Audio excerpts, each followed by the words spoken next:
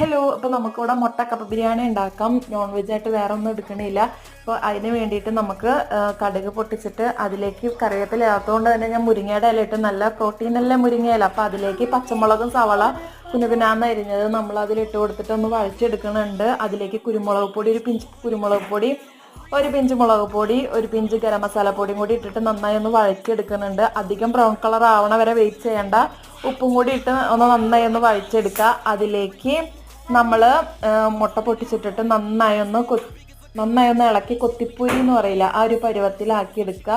അതിലേക്ക് നമ്മൾ ഉപ്പിട്ട് വേവിച്ച് വെച്ചാൽ നമ്മുടെ കപ്പ എടുത്ത് കമത്തിയിട്ട് നന്നായി ഉടച്ച് കപ്പ ബിരിയാണി പരുവത്തിലാക്കി നമുക്ക് എന്താ പറയുക, നല്ല മീൻ കറിയോ അല്ലെങ്കിൽ ചിക്കനോ അല്ലെങ്കിൽ ബീഫോ പോർക്കോ എന്താണെന്ന് വെച്ചാൽ വേവിച്ചത് ഉണ്ടെങ്കിൽ വേണമെങ്കിൽ അതിലേക്ക് ചേർക്കാം. അല്ലെങ്കിൽ ഇങ്ങനെ തന്നെ അടിപൊളിയാണ്. നല്ല കട്ടൻ ചായ ഒക്കെ ഉണ്ടെങ്കിൽ സൂപ്പറാണ് കേട്ടോ. Bye bye.